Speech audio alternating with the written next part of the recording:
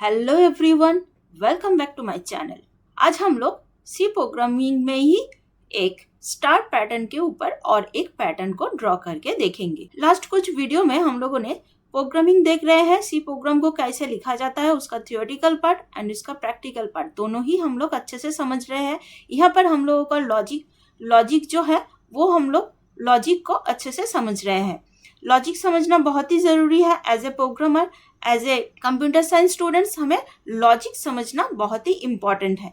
इसीलिए हम लोग एक एक करके प्रोग्राम को देख रहे हैं। ये प्रोग्राम का पैटर्न अगर आप लोगों को समझ में आ जाए, इसको कैसे अप्लाई किया जाता है, तो सी प्रोग्रामिंग जो लैंग्वेज है वो समझने में आपको बहुत ही आसानी होगी। फर्दर जब भी आप कोई C++, जावा या फिर पाइथन ऐसे कोई प्रोग्राम को सीखेंगे तो वो बहुत ही आसानी होगी, क्योंकि सी प्रोग्रामिंग आपका मदर लैंग्वेज है। मैंने सी लैंग्वेज के ऊपर प्लेलिस्ट बनाया है। आप चाहे तो इसको डिटेल्स में सीखने के लिए उस प्लेलिस्ट को देख सकते हैं, सी प्रोग्राम को अच्छे से समझने के लिए। तो आज हम लोग स्टार पैटर्न में क्या ड्रॉ करेंगे। हम लोगों ने स्क्वायर या फिर रेक्टेंगल तो ड्रॉ कर चुके हैं जो हमारा सॉलिड था। आज हम लोग ड्रॉ करेंगे एक ब्लैंक, मतलब सिर्फ ये स्क्वायर या फिर रेक्टेंगल का सिर्फ आउटलाइन होगा। यहाँ पर कोई भी स्टार या फिर कोई और पैटर्न नहीं आएगा। ये बीच का जो एरिया है वो पूरा ब्लैंक रहेगा। तो आज हम लोग ये देखेंगे। लेकिन वीडियो में आगे बढ़ने से पहले सबसे रिक्वेस्ट है, जो लोग मेरे चैनल पर नए हैं वो सब मेरे चैनल को सब्सक्राइब जरूर कर दीजिएगा।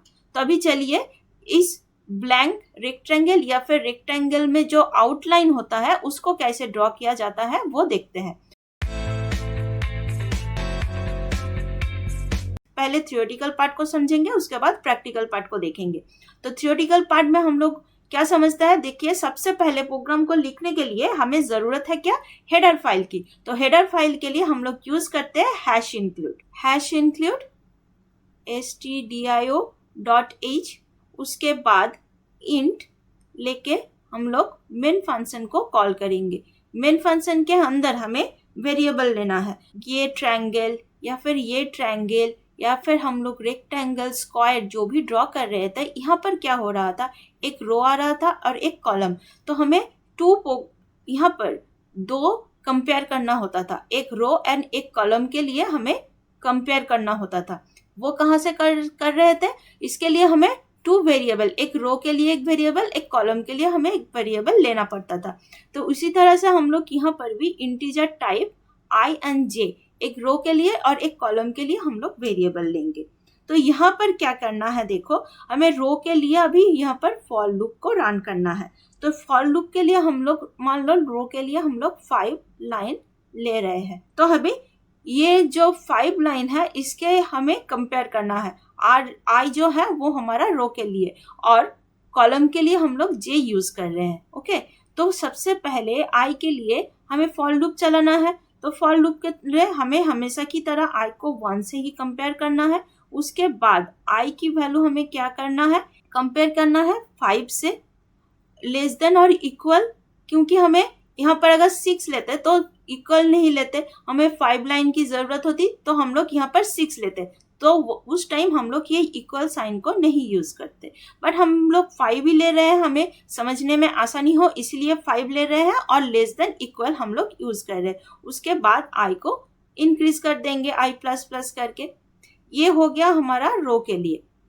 अभी क्या करना है, देखो कॉलम भी हमें यूज करना है। तो इसी फॉर लूप के अंदर हमें कॉलम को भी चेक करना है साथ ही साथ रो के साथ, क्योंकि हम लोग ये लाइन को ड्रॉ कर रहे हैं। फर्स्ट लाइन पे ये होगा, उसके बाद सेकेंड लाइन पे यहाँ पर होगा, बट यहाँ पर बीच में स्टार नहीं होगा। मतलब देखो हम लोग 5 ले रहे हैं तो फर्स्ट 5 स्टार होगा, उसके बाद यहाँ पर एक स्टार होगा, यहाँ पर एक स्टार होगा, यहाँ पर हम लोग जे भी 5 ले रहे हैं, 5 रो एंड 5 कॉलम ले रहे हैं।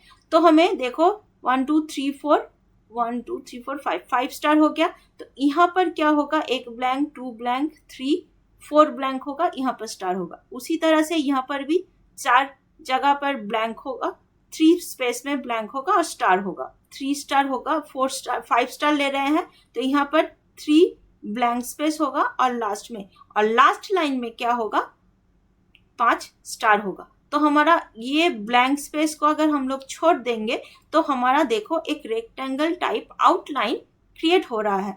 तो हमें क्या करना है, उसी साथ रो एंड कॉलम दोनों को ही एक साथ कंपेयर करना है। तो जे की वैल्यू भी हम लोग 1 लेते हैं, उसी तरह से जे की वैल्यू को भी हम लोग 5 ले रहे हैं। तो 5 से अगर हम लोग चेंज करना चाहे वो भी हम लोग रन टाइम में प्रोग्राम में चेंज करके देखेंगे।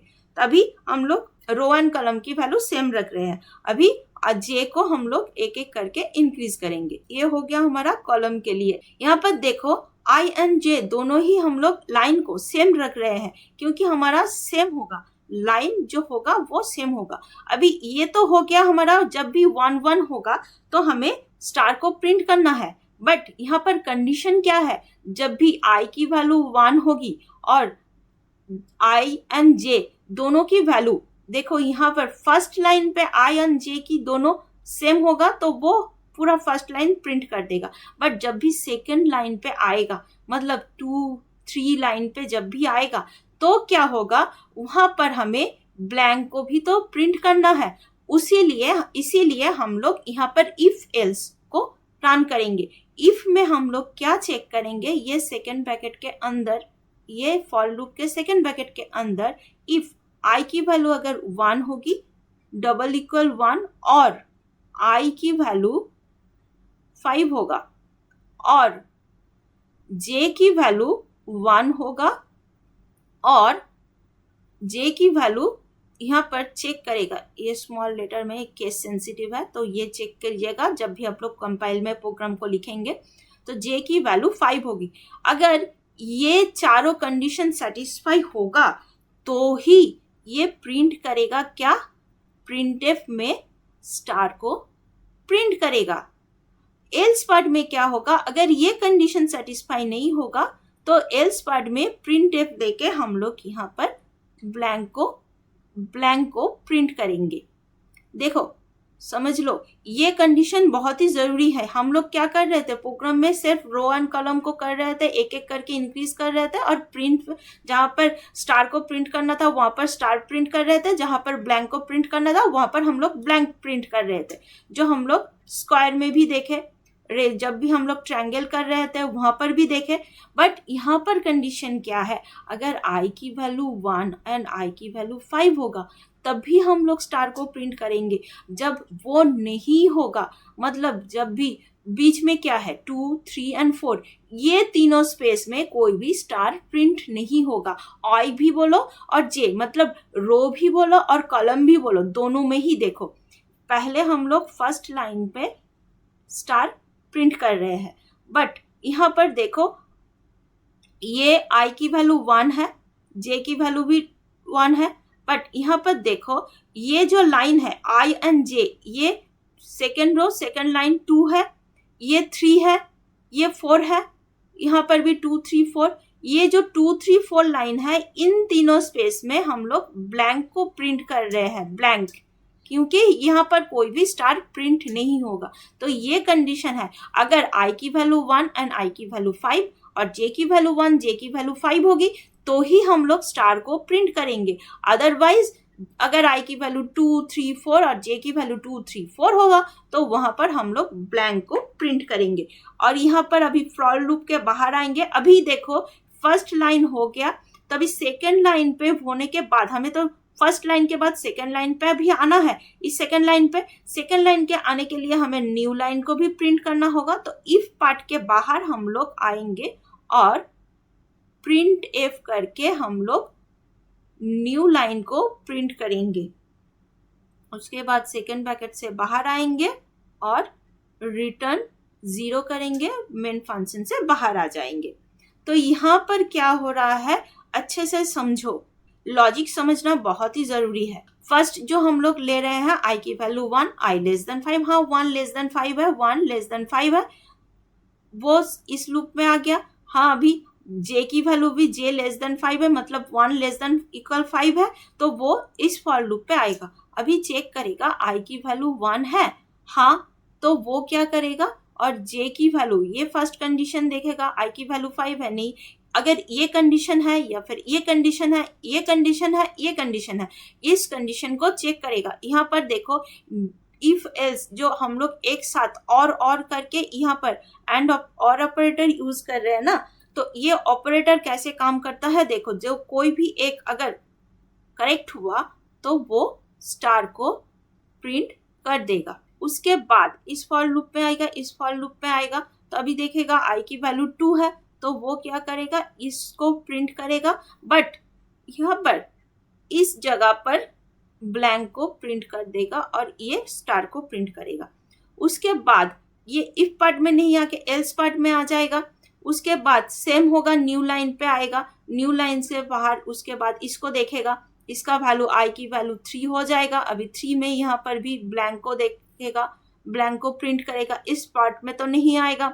उसके बाद क्या होगा, नेक्स्ट में ये पार्ट में 4 होगा, 4 में क्या होगा, इस फॉर लूप में आएगा। उसके बाद ये चेक करेगा, देखेगा नहीं आई की वैल्यू जे की वैल्यू तो 4 नहीं है, तो यह कंडीशन सेटिस्फाई नहीं कर रहा है, तो वो डायरेक्ट एल्स पार्ट में आ जाएगा और एल्स पार्ट में आके यहाँ पर इन तीनों स्पेस में ब्लैंक को प्रिंट कर देगा। जब भी आई की वैल्यू 1 2 3 ऐसा होगा, 1 1 1 1 आई 1 रो 1 रो 1 रो 1, देखो ये रो 1 कॉलम 1, ये रो 2 कॉलम 1, रो 1 कॉलम 2, रो 2 कॉलम 2, ये है यहाँ पर, ये हमारा हो गया रो 2 कॉलम 2 1, ये हमारा कॉलम 1 है, ये कॉलम 2 है, ये कॉलम 3 कॉलम 4 कॉलम 5 ऐसे करके है ना। तो हम लोग 1 एंड 5 ये दोनों कंडीशन को सेटिस्फाई कर रहे हैं, तो जहां जहां पर आई एंड रो एंड कॉलम 5 होगा वहां पर हम लोग स्टार को प्रिंट कर रहे हैं। देखो ये 1 है तो हम लोग प्रिंट कर रहे हैं, और ये 5 लाइन है तो यहाँ पर भी हम लोग स्टार प्रिंट कर रहे हैं। एंड लास्ट में क्या है, आई एंड जे दोनों ही 5 है, तो लास्ट में हम लोग एल्स पार्ट में नहीं आकर इफ पार्ट में ही स्टार को पूरा प्रिंट कर देंगे और हमारा ये जो आउटलाइन है वो हमारा कंप्लीट हो चुका। समझ में आ रहा है। उसके बाद प्रिंट एफ करके रिटर्न 0 करके मेन प्रोग्राम से बाहर आ जाएगा। यह है इसका सही से मतलब। आई होप आप लोगों को समझ में आ रहा है। इसका थियोरेटिकल पार्ट तो अच्छे से समझ लिया, अभी इसका प्रैक्टिकल पार्ट को भी देख लेते हैं। अभी यहाँ पर हम लोग प्रोग्राम को लिखेंगे। फर्स्ट हैश इंक्लूड, उसके बाद मेन फंक्शन, वहीं से हम लोग स्टार्ट करेंगे इंट मेन फंक्शन। उसके बाद हमारा सेकेंड ब्रैकेट स्टार्ट होगा। यहाँ पर 2 वेरिएबल लेंगे इंटीजर टाइप, आई कॉमा जे, दोनों की ही वैल्यू हम लोग 5 या फिर 6 लेंगे। अभी यहाँ से मेन प्रोग्राम स्टार्ट होगा। हम लोग फॉर लूप लेंगे फर्स्ट रो के लिए, जहाँ पर आई की वैल्यू हम लोग दे रहे हैं इक्वल 1, आई लेस देन इक्वल हम लोग यहाँ पर 6 लेते हैं। ओके, दोनों ही चेंज कर रहे हैं। अभी आई की वैल्यू को एक एक इंक्रीज कर देंगे। उसके बाद यहाँ से सेकेंड ब्रैकेट स्टार्ट होगा। ये हो गया हमारा रो के लिए। अभी हम लोग फॉर लूप लेंगे जे के लिए, जैसे मैंने थियोरेटिकल पार्ट में बताया, जे इक्वल 1, जे लेस देन इक्वल हम लेंगे यहाँ पर 8 लेते हैं, हमें समझने में आसानी हो इसीलिए। ओके, उसके बाद जे को एक एक करके इंक्रीज कर देंगे। ये हो गया हमारा कॉलम के लिए। उसके बाद यहाँ पर हम लोग कंडीशन देंगे।